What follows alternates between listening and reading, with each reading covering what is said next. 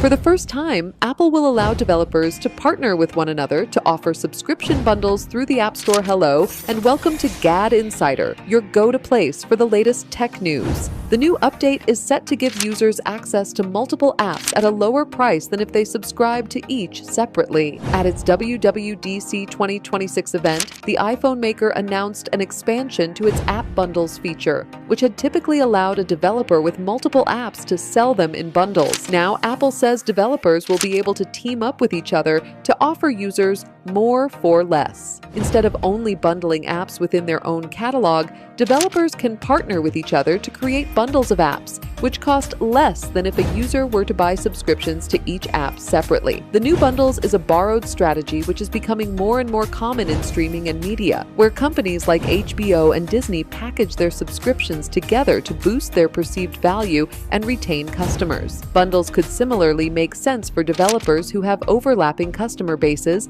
but aren't direct competitors. For instance, developers could team up to make a creativity-focused app bundle containing a camera app, photo and video editing tools, and perhaps an app for publishing content across social media platforms. Similarly, productivity app devs could team up with others to fill in gaps that their own products miss, allowing users to buy bundles that include one developer's to-do list with another's calendar app. Apple says developers will also be allowed to create suites, which are subscription packages that aren't available as standalone purchases. For more updates, subscribe to GadInsider. Like and share the video, and don't forget to press the bell icon so you never miss any update.